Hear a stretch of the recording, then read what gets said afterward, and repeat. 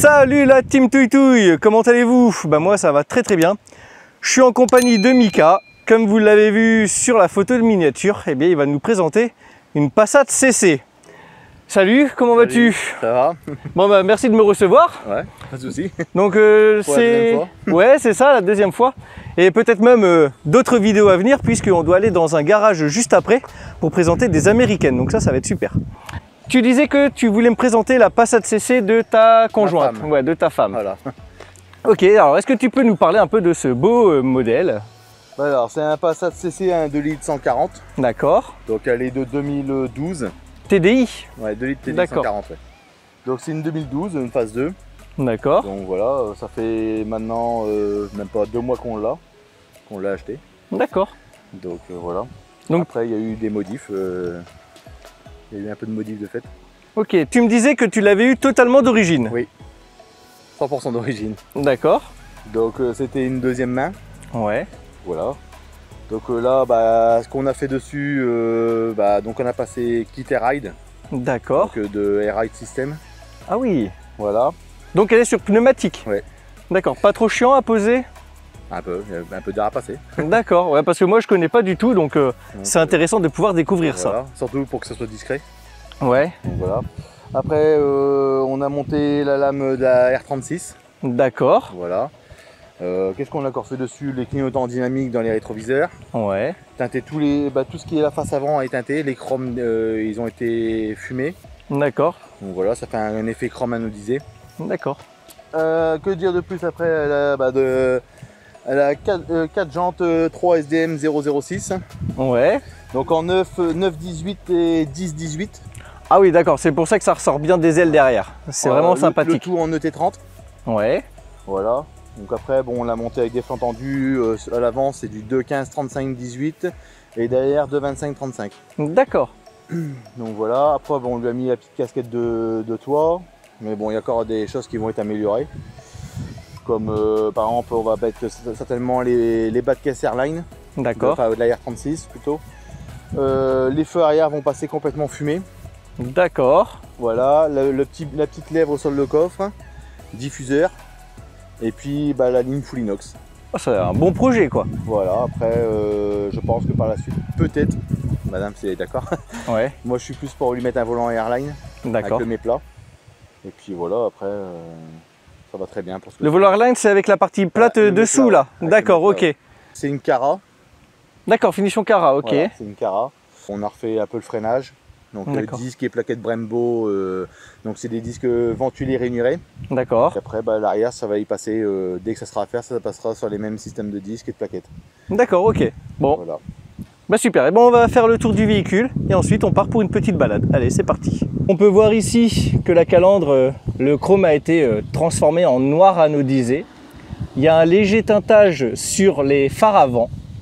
La petite lame donc de R36 qui a été installée. Clignotants fumés, les anti-brouillard fumés. Clignotants anti-brouillard fumés. Les belles jantes 3 SDM avec donc les caches étriers Brembo puisqu'il y a du freinage Brembo. Ensuite on a ici les clignotants qui ont été teintés en noir. Le chrome des tours de fenêtre de porte seront passés en noir par la suite. Mika me disait également que les phares arrière vont être teintés en noir également. Et ce sera des Airline. Comme il le dit, ce sera du Airline. Allez, on va passer au coffre pour vous montrer un peu ce beau petit compresseur à air qui permet d'avoir la suspension pneumatique. Donc je ne sais pas si vous le voyez, donc ça fait quand même un grand coffre. Les deux compresseurs sont juste derrière et on peut apercevoir la grosse bonbonne d'air. Le coffre est quand même bien volumineux, ce qui laisse encore de la place pour les courses éventuelles.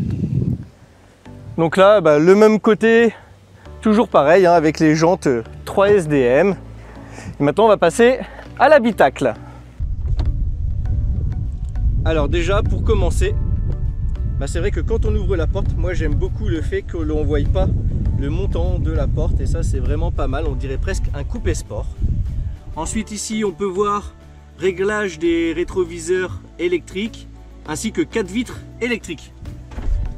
Nous avons là les sièges en cuir avec surpiqûre blanche. Et on peut voir qu'il est à 3 mémoires. Donc siège électrique à 3 mémoires. C'est une boîte manuelle. Le plan de pilotage se présente ainsi. Donc un très beau volant comme on peut le voir. Moi j'aime beaucoup cette finition quand même, malgré qu'il souhaite le changer pour un Airline éventuellement. On a les petites commandes au volant ici pour l'audio, ici certainement pour l'ordinateur de bord. Donc ici au centre nous avons la partie audio avec GPS qui sera changée donc. Ici climatisation automatique bizone. La boîte de vitesse manuelle à 6 rapports. Et donc ici la petite cachette secrète qui vient cacher les 2 boutons pour gonfler les boutins avant et arrière de la suspension pneumatique. On peut voir ici une belle petite finition en alu. Et donc juste là, il y a les maneaux pour la pression d'air. Donc les boudins avant et les boudins arrière. Peut-être que je me trompe, que c'est l'inverse. Ensuite ici nous avons un rétroviseur central avec juste au-dessus la détection de pluie. Et on a un très beau ciel de toit en tissu gris qui ressort vraiment bien. Ça évite un peu d'avoir la sensation d'écrasement puisque la caisse est quand même assez basse. Mais on peut dire que on se sent bien à l'intérieur. Maintenant on va aller sur les places arrière. Donc là Mika a baissé les 4 fenêtres. Et là quand on ouvre, eh bien c'est plutôt pas mal. Là encore également il n'y a pas le montant de porte. Alors c'est dommage ça si ça ne se baisse pas. Est-ce que ça se baisse la petite custode? Non, ouais, donc ça c'est quand même un petit peu dommage. Ça aurait vraiment fait une coupe plutôt sympathique. Et alors là donc une belle petite option supplémentaire, c'est que beaucoup de Passat CC sont en 4 places. Et ici donc nous avons une 5 places avec ici la coudoir centrale et donc avec ici la petite trappe à ski. Ça c'est plutôt ingénieux. Hop. Donc ici, au niveau de la coudoir, on a un petit rangement avec ici, alors je sais pas comment ça s'ouvre. Voilà, en appuyant, un petit porte-gobelet. Ça c'est plutôt pas mal. Un petit voyage en classe à faire. Au niveau de la vie à bord, moi qui fais 1m73, Mika qui est beaucoup très grand et qui recule vachement son siège, ben je dois dire que j'ai quand même de la place. Alors c'est vrai que mes genoux touchent quand même un peu le siège, mais j'ai quand même vraiment de la place. En fait là on est bien et on peut dire qu'on pourrait partir en voyage d'affaires. Bon bah nous, eh ben, on part sur un petit essai routier. Allez, c'est parti. Eh bien merci de me faire un tour dans cette Passat CC qui est vraiment superbe. Alors niveau assurance, on est sur quelle gamme de prix à peu près? Là avec un bonus de 47%, on est à, de mémoire, 48 € par mois tout risque avec l'équipement assuré. D'accord, ouais ça va, ça reste quand même relativement correct. Niveau gamme de prix pour un véhicule de celui-ci comme de série, on faut compter sur un tarif de combien environ? Il y a un peu de tous les tarifs, ça démarre on va dire à partir de 6 000, on commence à en avoir des kilométrés. Ouais. Et après, suivant ce qu'on veut comme motorisation, ça monte jusqu'à bientôt 20 000 pour le R36 quoi. D'accord. Donc là, pour ce modèle-ci en 2 litres TDI 140 chevaux, faut compter combien en moyenne? Ouais, on va dire un budget avec à peu près le même genre de kilométrage que j'ai, il faut compter entre 6 et 10 quoi. D'accord. Bon, ça reste quand même relativement correct pour un véhicule de cette classe qui est vraiment plutôt pas mal. D'ailleurs, je dois dire que je suis plutôt bien assis. Donc les sièges en cuir nous enveloppent plutôt pas mal. C'est très confortable. Je pourrais assimiler ça quasiment à une BM série 5. On n'est pas loin d'un E39. Si on parle un peu plus sur la pneumatique, alors moi j'y connais rien du tout, faut compter un budget d'environ combien? 2005 en entrée de gamme. D'accord. En neuf bien sûr. À des plus de 4 000 voire 5 000 € suivant les options qu'on prend quoi. D'accord. Ça tout dépend de la gamme, la marque, ce qu'on prend. Ouais, c'est compliqué à installer ce genre d'équipement? Bah faut être un peu bricoleur quoi. D'accord, c'est toi qui l'as installé? Oui. D'accord. Ouais. Ouais, donc ça prête, enfin tout le monde quasiment, s'ils connaissent un petit peu la mécanique, peut le faire de lui-même. Ouais. Il n'y a rien de trop sorcier à monter le kit, mais c'est juste que il faut être minutieux, pas passer les tuyaux n'importe où surtout. Ouais. Et puis après, c'est connaître un minimum aussi en tout ce qui est électrique. D'accord. Pas n'importe quoi non plus. Tu me disais tout à l'heure que tu venais de créer ta société. De quoi il s'agit exactement? Alors en fait, je fais du detailing automobile. D'accord. Tout ce qui est en gros du lavage principalement et de la préparation, donc correction, protection de la carrosserie. Et après, je fais aussi tout ce qui est intérieur, protection des cuirs, décrassage surtout aussi. Parce que, voilà, il y a des véhicules, on appelle ça du décrassage tellement que c'est sale. D'accord. Donc voilà, c'est on décrasse le véhicule à cœur pour le préparer. Donc voilà, je fais aussi bien du traitement céramique que de la pose de cire naturelle ou synthétique. D'accord. Décontamination carrosserie, mécanique et chimique, etc. Donc voilà, après je fais aussi tout ce qui est les protections sur jantes, protection céramique sur jantes. D'accord.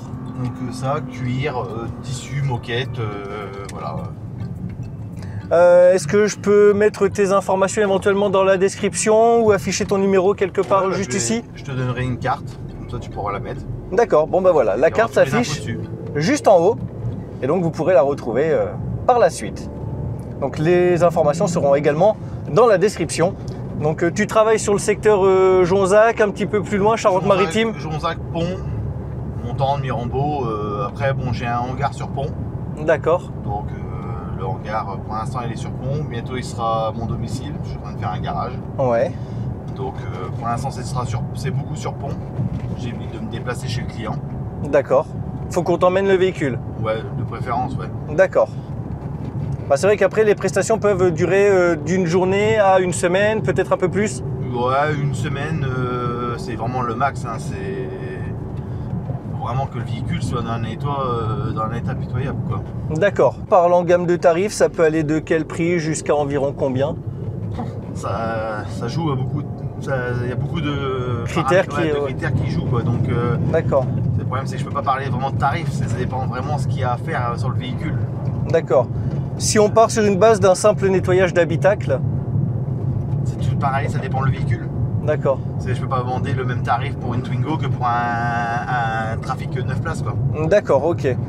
Par exemple, pour une gamme comme celle-ci, la Passat CC, faudrait compter combien? Intérieur complet avec un cuir, faut compter au minimum 200 €. 200 €, d'accord. Bon après, vu l'état où sort le véhicule, on peut dire que le tarif est quand même assez intéressant. Il faut la journée. D'accord.